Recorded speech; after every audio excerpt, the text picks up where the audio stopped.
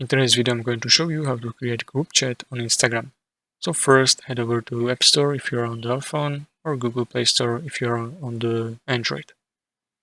Check if you have the latest version of Instagram installed. If not, hit Update button and give it a few moments to complete.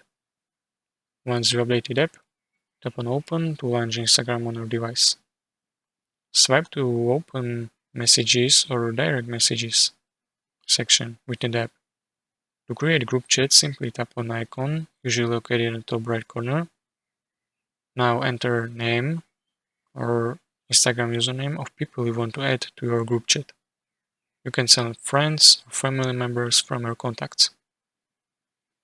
Once you select all participants, tap on Create Group Chat button. And your Instagram group chat is now created. You can start sending messages right away. You also have option to add chat photo or change name of your chat. Click on respective options to personalize group chat further.